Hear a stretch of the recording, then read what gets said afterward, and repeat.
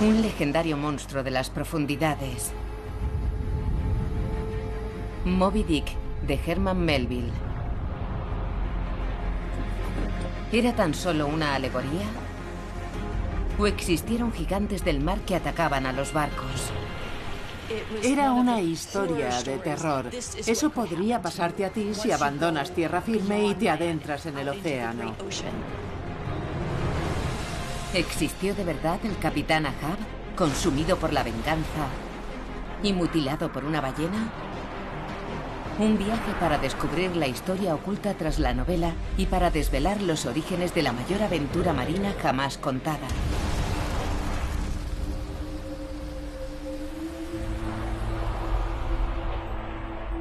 Moby Dick, el corazón de la ballena.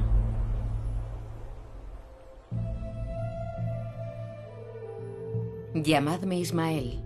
Así comienza la famosa historia sobre la obsesión de un hombre por matar a la ballena que lo mutiló. Cuando Melville escribió Moby Dick, la caza de la ballena era una importante actividad económica en Estados Unidos. Su descripción de la vida a bordo de un ballenero bebía de su experiencia cuando contaba poco más de 20 años. La novela de Melville nunca habría llegado a ser la obra maestra que fue, de no ser por un encuentro entre un barco y una ballena en 1820.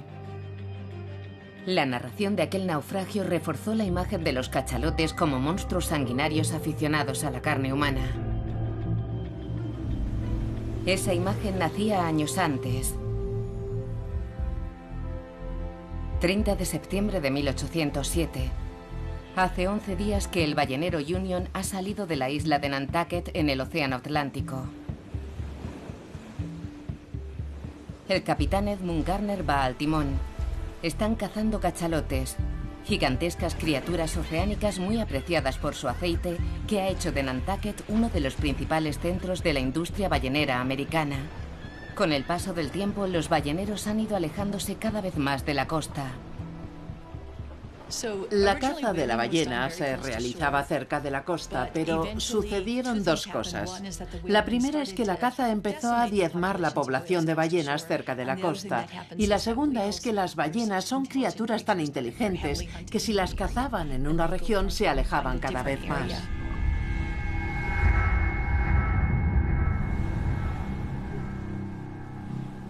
Esa tarde de septiembre de 1807, la tripulación del Union descansa bajo la cubierta mientras el herrero en su fragua golpea los arpones de hierro. El ruido metálico retumba sobre el agua. El capitán Garner divisa varios cachalotes a lo lejos. Parece un buen augurio para cuando comience la caza al día siguiente.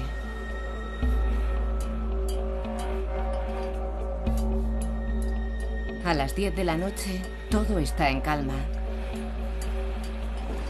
Pero entonces algo surge de las oscuras aguas y se acerca al barco.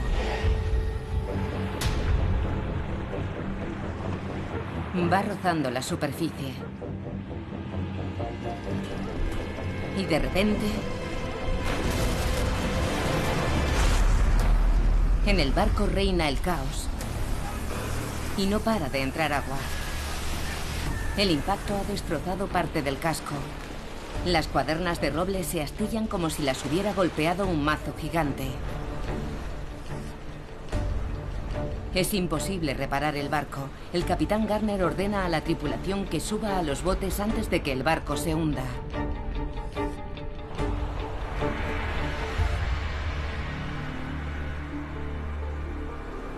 Los marineros se preguntan si ha sido un cachalote el que ha chocado con su barco. Y en ese caso, ¿ha sido deliberado?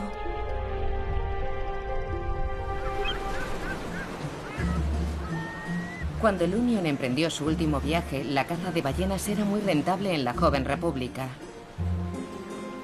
Las prósperas comunidades de Nueva Inglaterra, como Nantucket y New Bedford, en Massachusetts, debían gran parte de su riqueza al cachalote.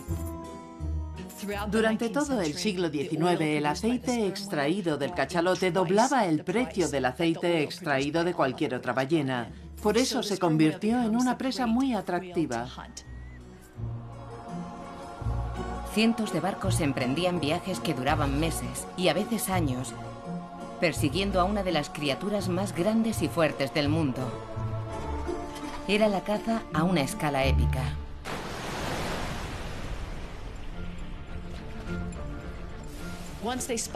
Cuando avistaban el cachalote, bajaban los botes con 6 hombres en cada uno, 1 al timón y 5 remando lo más rápido que podían.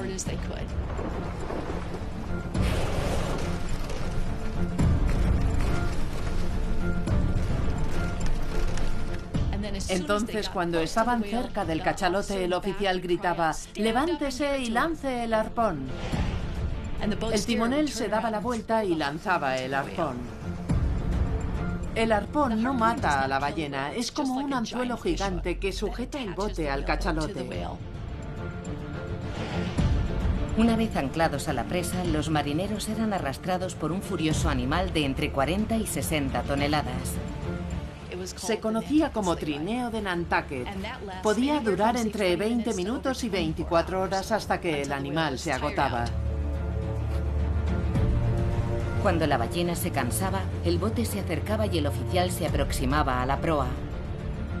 El oficial era el encargado de matar a la ballena. Lo hacía con una lanza muy larga para apuñalar al animal en los pulmones. La clavaba muchas veces para desgarrar los pulmones hasta que el animal moría ahogado en sangre y agua.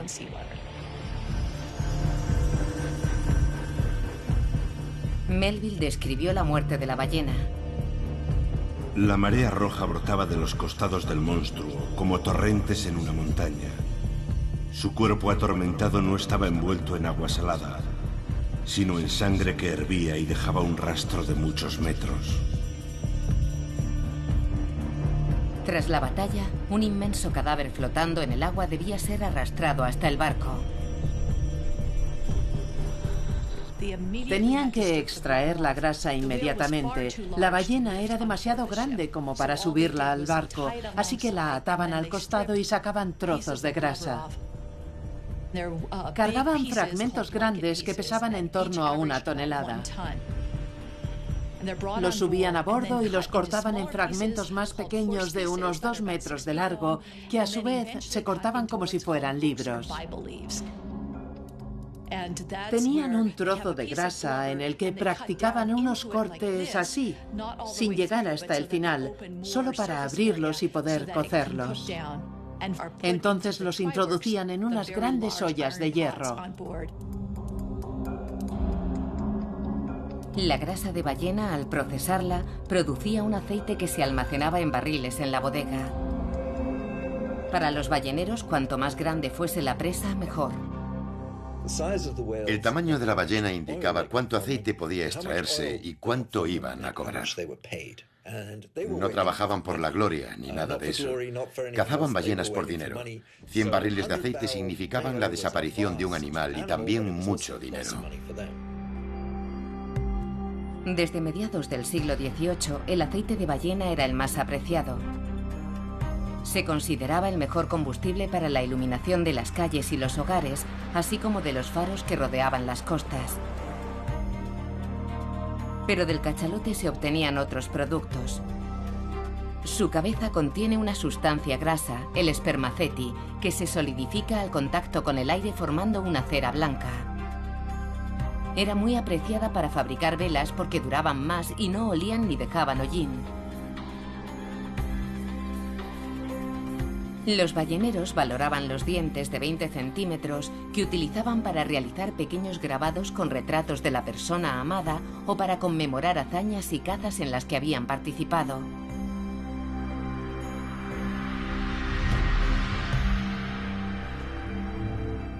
Otro producto más desagradable ayudó a transformar el sector de la cosmética.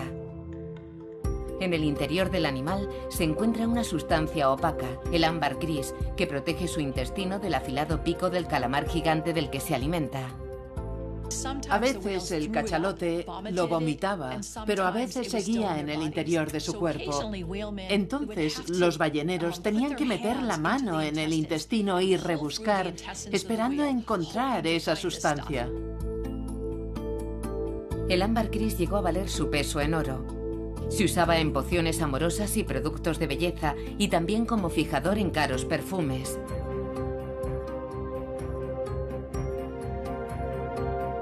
Antes del nacimiento de la industria petroquímica, el aceite de ballena sirvió para engrasar las ruedas de la revolución industrial en Estados Unidos. Proporcionaba los lubricantes que permitían que un mundo cada vez más mecanizado funcionase con suavidad y eficiencia. Todo esto procedía de un animal descrito a veces como un tubo de grasa autopropulsado.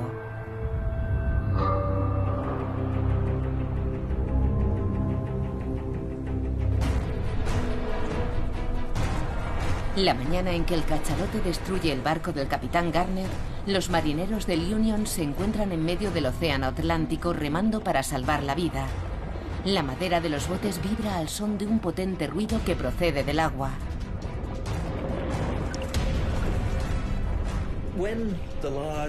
A veces, los chasquidos de las ballenas pueden oírse con gran intensidad.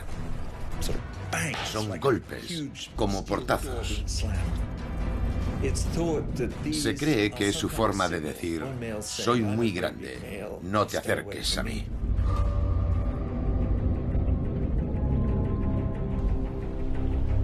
Los marineros saben que sus botes no son rival para un monstruo marino de 40 toneladas.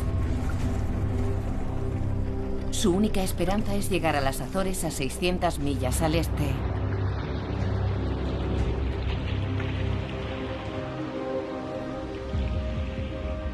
Tras 8 días en el mar, el capitán Garner y su tripulación avistan una costa rocosa a lo lejos.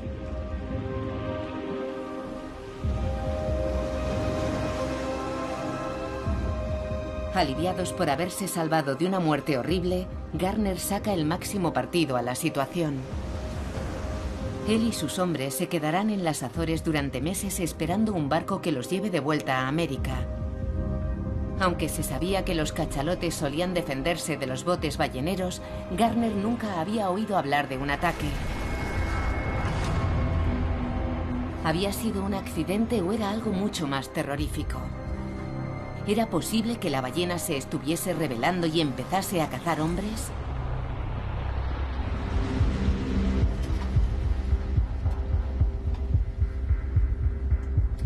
Hacía ya cientos de años que se practicaba la caza de la ballena cuando barcos como el Union zarpaban de los puertos estadounidenses en el siglo XVIII.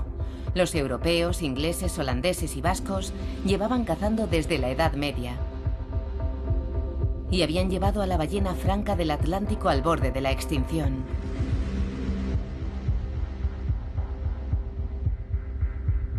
Los balleneros americanos empezaron a cazar cachalotes a principios del siglo XVII.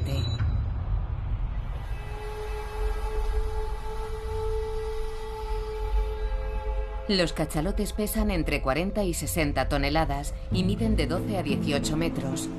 Son los mayores odontocetos. Este grupo de cetáceos incluye a los calderones, las orcas y algunos tipos de delfines. Los odontocetos utilizan la ecolocación, una especie de sonar para orientarse bajo el agua. Producen sonidos intensos, los chasquidos y sonidos metálicos que mencionan los marineros, y escuchan el eco producido por los objetos para orientarse en la oscuridad. El sonar se origina en la cabeza del cachalote, que representa una tercera parte de su cuerpo. Aquí se producen diferentes chasquidos a frecuencias bajas y muy altas. Además de la orientación, este sonar tiene otra función: la caza. Este complejo sistema sirve para distinguir los sonidos, un ojo perfectamente adaptado a las profundidades oceánicas donde los cachalotes se alimentan. Orientándose por el eco, el cachalote puede cazar sin ver. El alimento favorito de los cachalotes es el calamar gigante. Si puede atrapar uno, se lo come, pero también come calamares más pequeños y otros animales similares. Aunque los cachalotes pueden sumergirse a grandes profundidades en busca de sus presas, se enfrentaron a un enemigo incansable que surcaba la superficie oceánica en sus barcos. A principios del siglo XVIII, New Bedford, en Massachusetts, es el principal puerto ballenero de Estados Unidos. Construían barcos, refinaban el aceite, fabricaban velas, tenían comerciales por todo el mundo. Pronto sería la ciudad con mayor renta per cápita del país. Cuando la caza de la ballena llegó al Pacífico, aumentó el precio de las propiedades inmobiliarias. Los bancos bajaron sus intereses e incluso concedían préstamos con ballenas como garantía incluso antes de ser cazadas. New Bedford se convirtió en el nuevo hogar de Edmund Gardner. Lo habían contratado como capitán de un nuevo ballenero capaz de operar en casi cualquier lugar. A medida que la caza de la ballena se expande por todo el mundo, resulta necesario desarrollar barcos factoría capaces de producir aceite de cachalote en alta mar. La vida a bordo de un barco factoría no es agradable. Bajo cubierta, los marineros deben trabajar entre grandes cantidades de carne y grasa. Está muy oscuro. El suelo está resbaladizo por la sangre, el agua, la grasa y la suciedad. Y los hombres trabajan con grandes machetes y van descalzos. Por lo tanto, era muy habitual perder los dedos de los pies entre la grasa. Cogen los fragmentos de grasa y los meten en las ollas. Melville describe a la perfección este ambiente infernal. Las llamas rojas salían entre un humo denso y grasiento, y los hombres que trabajaban con las ollas parecían demonios. Melville dice que el olor era horrible, que olía como la parte izquierda del día del juicio final.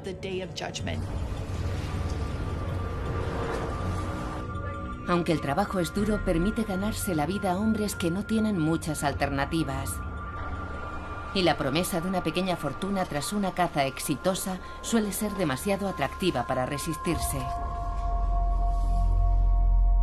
En 1815, el capitán Edmund Gardner, al mando del ballenero Winslow, rodea Sudamérica por el Cabo de Hornos hasta llegar al Pacífico. Una vez pasado el cabo, el barco pone rumbo a Isla Mocha, en Chile, para reponer provisiones. En la travesía, el vigía divisa cientos de cachalotes jóvenes que se dirigen hacia el norte rumbo al Ecuador. El capitán Gardner envía una carta a su mujer en New Bedford, hablando de la riqueza de las aguas que lo rodeaban. El Pacífico es un océano de oro líquido. En menos de 2 meses hemos llenado cientos de barriles de aceite de cachalote. Si llegamos a los 2000, todos nos haremos ricos.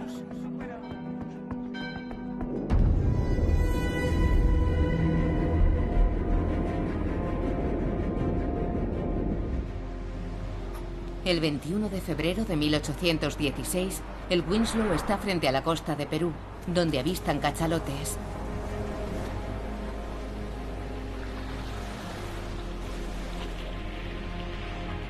Los marineros bajan los botes. Gardner divisa un cachalote blanco, un albino, considerado una rareza en la naturaleza. Cuando los arponeros fracasan 5 veces al intentar atrapar el cachalote, Gardner jura que lo matará. Espera el momento preciso y lanza el arpón.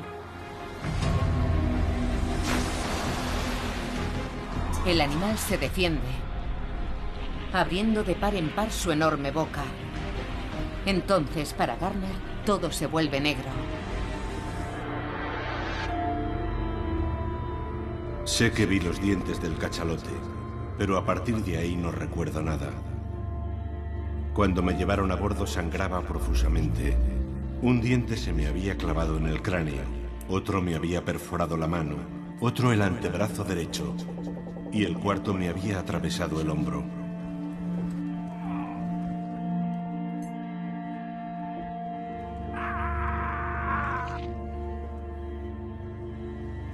Tenía una grave fractura del hombro al codo derecho. Garner estaba gravemente herido, pero sobrevivió como el hombre que había huido a la venganza de la ballena blanca. Como el cachalote estaba cerca de la isla chilena de Mocha, lo llamaron Mocha Dick.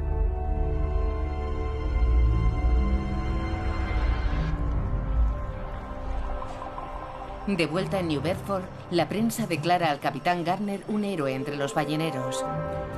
Las historias sobre una ballena blanca asesina recorrieron los océanos y la leyenda crece cada vez que se cuenta. Pero otro ataque de un cachalote enfurecido los superó a todos y acabó en tragedia. Fue el que inspiró la novela de Herman Melville. En 1815 comenzó la edad de oro de la industria ballenera estadounidense. Los barcos solían volver al puerto con la bodega totalmente cargada. Algunos eran mencionados en la prensa por regresar con 2000 barriles de aceite de cachalote. Ahora los barcos llegan hasta el Pacífico, a más de 1000 millas de la costa de Perú, a la caza del cachalote. Muchos barcos balleneros acuden a esta región en mar abierto, considerada por los marineros como el fin del mundo conocido, lleno de recónditos peligros. Aunque se dice que hay muchos cachalotes, los cazadores descubren que no es fácil encontrarlos. Los especialistas creen que estas inteligentes criaturas se estaban adaptando a los cazadores. Sospechamos que esa fue la forma que encontraron para defenderse. Si leemos los informes de los balleneros, vemos que los cachalotes estaban buscando formas de escapar de los barcos. Se sumergían y nadaban contra el viento.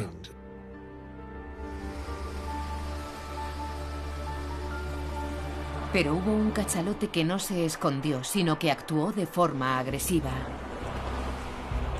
Desencadenó una tragedia marítima de proporciones épicas.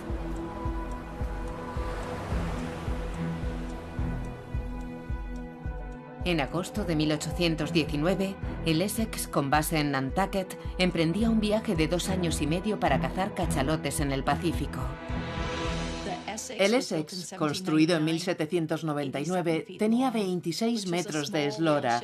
Era un ballenero pequeño y ya era un barco antiguo. Rodeó el Cabo de Hornos y entró en el Pacífico. Pasó por las Islas Galápagos. Seguían la ruta típica de los balleneros. Los marineros eran gente joven. El capitán George Pollard tenía 28 años. El primer oficial, Owen Chase, 22. El segundo, Matthew Joe, 26. La media era de 19 años. Un año más tarde, a mediados de noviembre de 1820, el Essex se encuentra a más de 1000 millas al oeste de las Galápagos.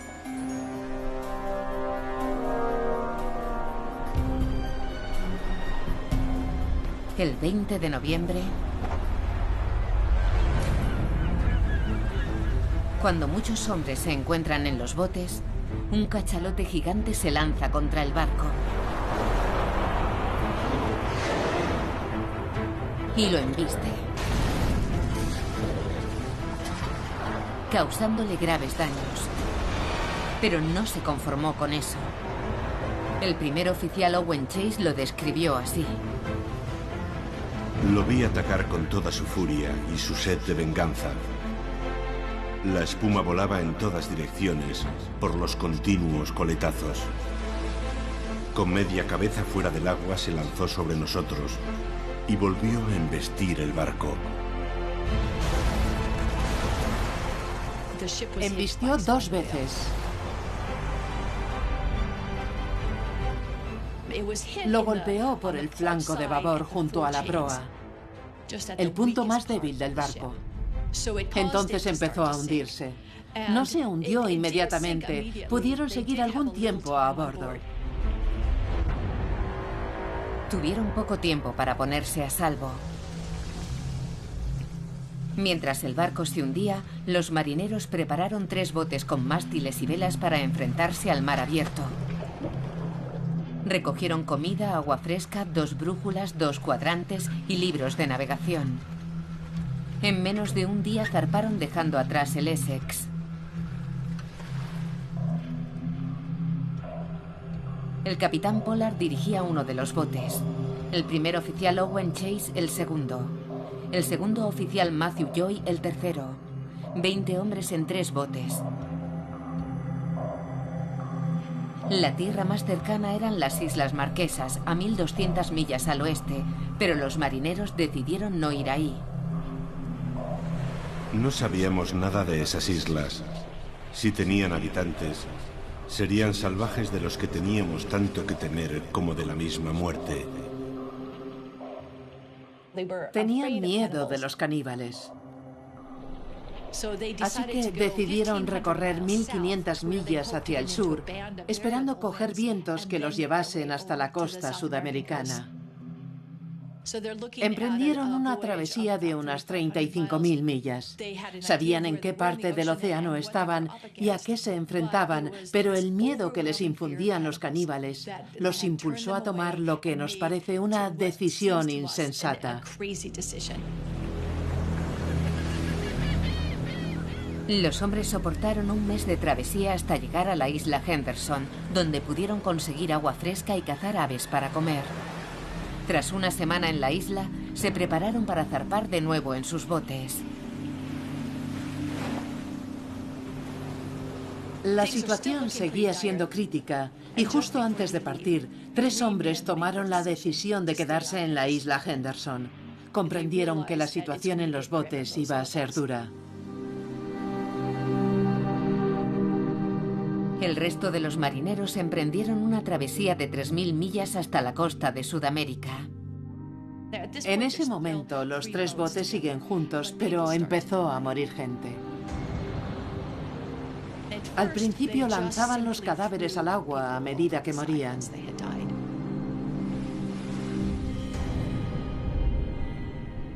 Algún tiempo después, cuando casi no tenían comida, se les ocurrió la idea de comérselos. Les quitaban las partes que los hacían humanos, la cabeza, las manos y los pies. Entonces el cuerpo empezaba a parecer carne y comenzaban a comérselos.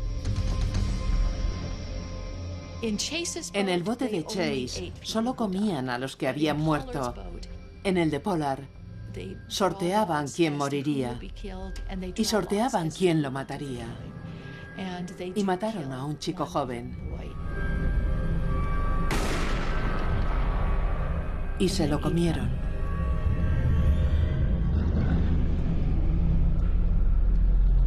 El viaje continuó durante 14 días más tras la muerte del chico. Murieron otros 2 marineros mientras el resto se aferraba a la vida. El bote de Owen Chase fue rescatado el 18 de febrero de 1820, 3 meses después de abandonar el Essex. El de Matthew Joy se perdió y no apareció nunca más. Entonces, el 23 de febrero, el bote del capitán Pollard fue avistado frente a la costa de Chile. En el bote de Pollard, cuando fueron rescatados, los marineros se aferraban a los huesos, intentando sorber el tuétano. En ese momento, debido al hambre y a la sed, parecían más bien animales salvajes. Tardaron algún tiempo en darse cuenta de que estaban a salvo.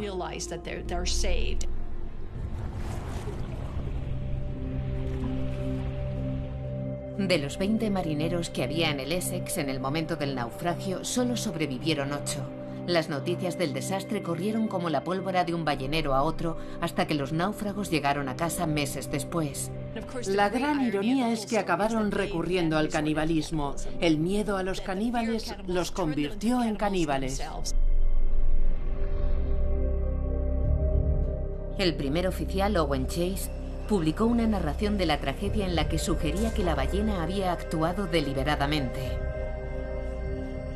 Chase escribió que la ballena tuvo la idea de que, si en vez de atacar los botes balleneros atacaba el barco, acabaría con todo el proceso. También se descubrieron otros detalles.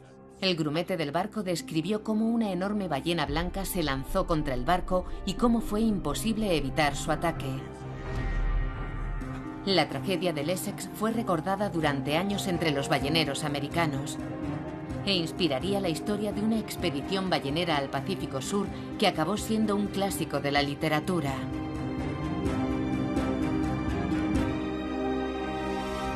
Herman Melville nació en 1819.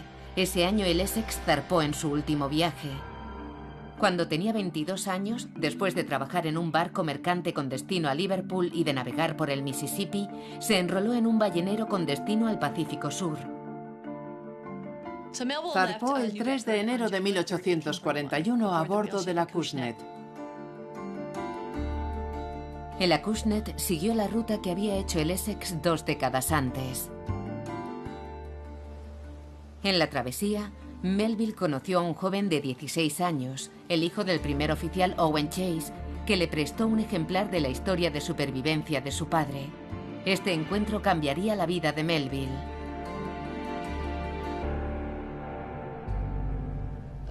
Melville escribió: la lectura de esta historia maravillosa en medio del mar y cerca del lugar del naufragio tuvo un sorprendente efecto en mí. La historia de Chase sobre el Essex, basada en la maldad de una ballena, perseguiría a Melville durante años hasta que empezó a escribir Moby Dick en 1850. La idea de una ballena con ese nivel de inteligencia y de maldad lo fascinaba y lo intrigaba. Una ballena que intentaba hacer naufragar los barcos. Al mismo tiempo, su capitán Ahab intentaba matar a Moby Dick. Melville se inspira en la historia del Essex para su escena culminante en la que Moby Dick embestía contra el barco del capitán Ahab. El afán de venganza y una maldad eterna revestían su imagen. Y a pesar de todo lo que los mortales pudieron hacer, el sólido ariete de su frente golpeó la proa del barco por estribor, haciendo temblar a los hombres y la madera.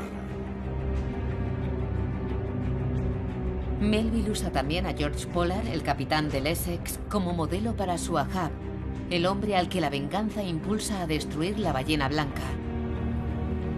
Pero aunque su historia se basaba en la ciencia, Melville ignoraba un dato fundamental sobre la inteligencia del cachalote para representar a Moby Dick como una criatura maligna motivada por la venganza.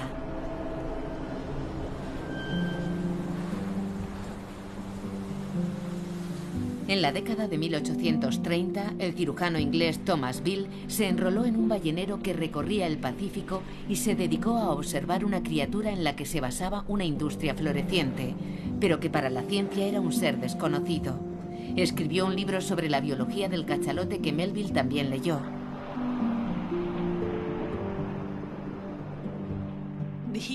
Escribió un libro titulado Historia Natural del Cachalote. Melville tenía la segunda edición y utilizó mucha información de esta obra en Moby Dick. Entre sus observaciones, Bill destacó que los cachalotes se frotan entre sí para desprenderse de su piel. Descubrió que los ejemplares jóvenes tienen un color gris oscuro, pero que a medida que envejecen, las células de la piel se endurecen. Como consecuencia, la piel de los machos ancianos parece casi blanca. Este dato era muy interesante. Dado que viven más de 70 años, ¿era el legendario cachalote Mocha Dick un Matusalén entre los cachalotes? Aunque se basó en los datos de Bill al escribir su obra, omitió el comentario de que los cachalotes son tímidos e inofensivos. Prefería la versión de Owen Chase, que hablaba de una ballena despiadada y maligna.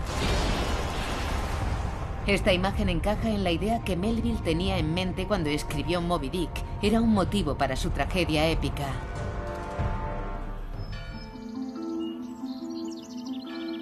Poco antes de 1850, Bill visitó la iglesia de los marineros en New Bedford.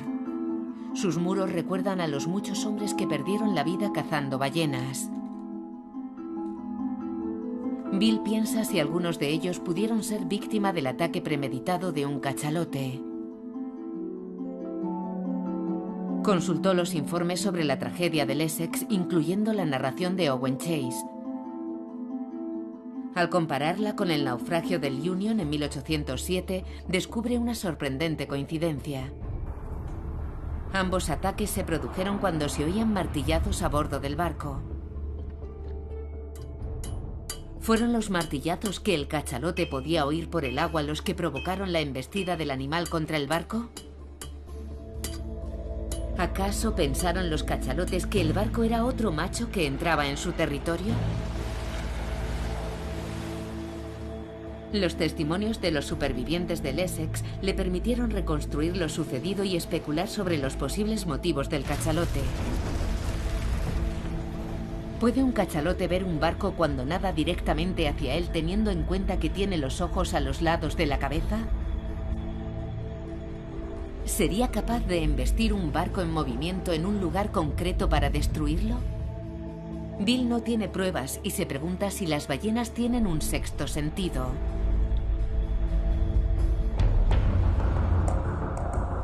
Hoy la ciencia puede dar una respuesta. La misma ecolocación que los cachalotes usan para orientarse y para cazar presas en las profundidades puede servir para localizar un objetivo en movimiento, aunque esté enfrente, fuera de su campo de visión. De este modo, el cachalote podría atacar un barco.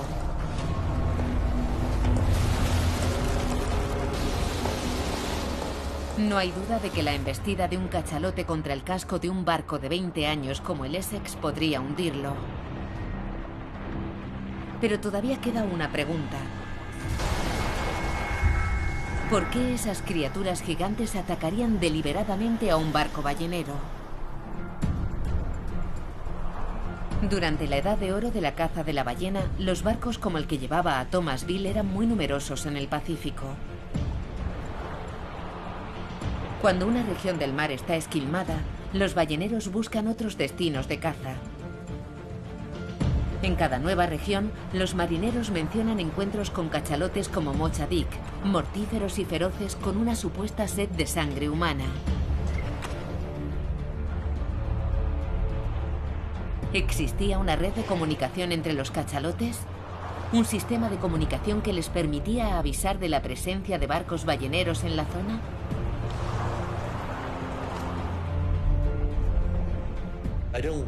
No creo que los cachalotes tengan un manual que explique qué hacer con los balleneros, pero sí podrían compartir y transmitir sus experiencias. Al principio pensábamos que la clave estaba en la genética, como suele suceder en la biología, pero nos equivocábamos. Era el sonido, lo oíamos atravesando el Pacífico. Ahora los científicos saben que los cachalotes se comunican mediante chasquidos conocidos como codas. En su investigación, el Dr. Whitehead descubrió que los grupos de ballenas o clanes tienen chasquidos propios de su grupo. Grabamos cachalotes por todo el Pacífico Sur y anotamos los chasquidos de cada clan. Los del clan +1 hacían... Estaban aquí, frente a las Galápagos. El siguiente clan, que usaba el sistema normal, estaba desde las Galápagos hasta el centro de Chile.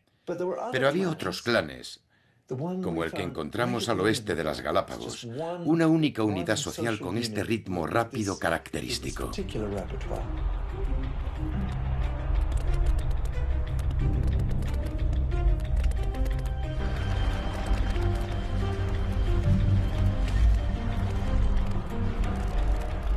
Los cachalotes que atacaban barcos pertenecían al clan llamado +4. Se extienden por todo el Pacífico y se reconocen porque todos tienen el mismo chasquido.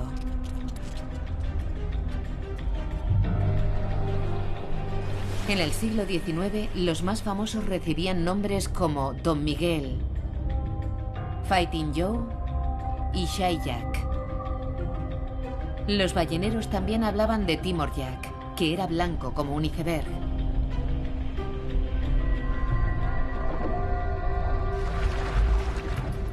Cada nueva región de caza parecía tener su propio defensor. Una ballena dedicada a embestir botes y barcos balleneros, igual que Mocha-Dick. Juntas, estas inmensas criaturas infunden miedo en los balleneros, por lo que la prensa estadounidense las llama los terrores del mar.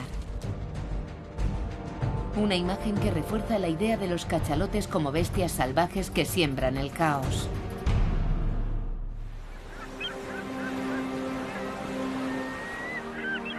En el fondo marino frente a la isla Mocha, en el sur de Chile, yacen los restos de más de 100 naufragios. Encontramos anclas oxidadas con sus pesadas cadenas que no llevan a ningún lugar. El yacimiento es un misterio para los arqueólogos submarinos. ¿Es un cementerio de barcos? ¿A qué se deben estos restos? Las huellas están por todas partes. Anclas de antiguos balleneros, grandes anzuelos, puntas de arpón y clavos de hierro. Y las grandes ollas utilizadas para producir aceite de cachalote. ¿Es este yacimiento obra de una única criatura marina, la legendaria Mocha-Dick? ¿El monstruo que destruía los barcos que intentaban cazarlo?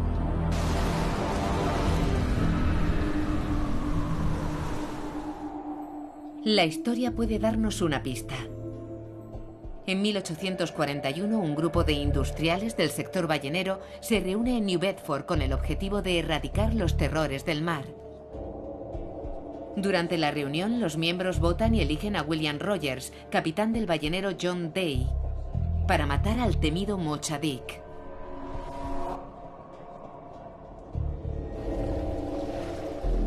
A principios de mayo de 1841, Rogers zarpa como el capitán Ahab de Melville con una misión de venganza.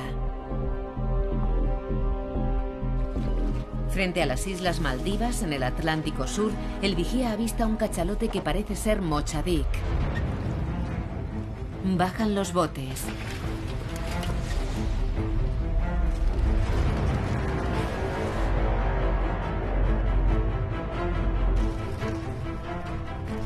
Y logran arponear al cachalote. Un cuarto de milla de cuerda se extiende tan rápido que hay que echar agua para enfriarla. Pero antes de que puedan acercarse para usar la lanza, Mocha-Dick contraataca.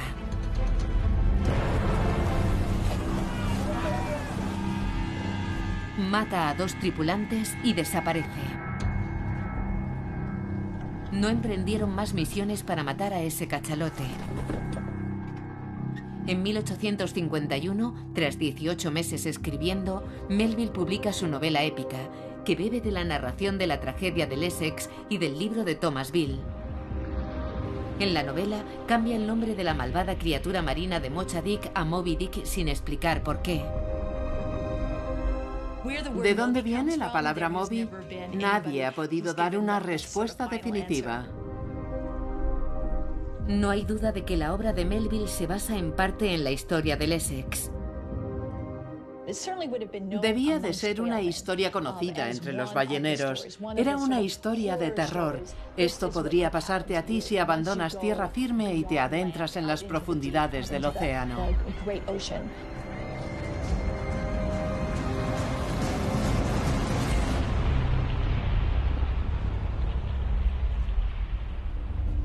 Una década después de la publicación de Moby Dick, la industria que hizo posible la obra se enfrentaba a su fin. En 1859, Edwin Drake, revisor de tren y empresario, excava el primer pozo de petróleo en Titusville, Pensilvania. Consigue un suministro barato y continuado de petróleo crudo que podía convertirse en queroseno. El pozo fue un éxito instantáneo. Pronto, en el oeste de Pensilvania, se producían miles de barriles de crudo al día, mientras caían los precios del aceite de cachalote. Los engranajes de la revolución industrial en Estados Unidos seguirían girando, esta vez gracias a un producto que se encontraba bajo tierra y no en el océano. Para la población de cachalotes, el descubrimiento de Drake fue como un indulto en el último minuto.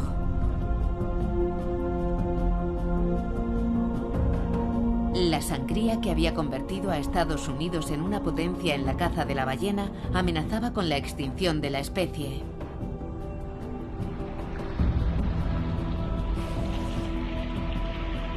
Desde principios del siglo XX, la población de cachalotes ha empezado a recuperarse de la caza intensiva del pasado.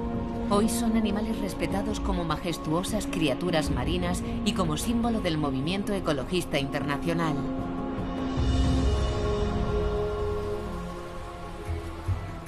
La novela de Herman Melville nos lleva a una época de la historia en la que los hombres se echaban al mar para cazar los gigantescos cachalotes en el océano infinito. Se dispuso a escribir sobre los hombres que se dedicaban a la caza de la ballena. Así fue como empezó a pensar en Moby Dick, pero entonces cambió de idea y Moby Dick se convirtió en esa obra grande, intensa, fascinante, maravillosa que conocemos. Pero sin la historia del Essex y sin el encuentro fortuito de dos balleneros en el Pacífico, el Moby Dick de Melville nunca habría sido lo que es hoy. Una obra maestra de la literatura inspirada en un acto de rebelión que nace en el corazón de una ballena.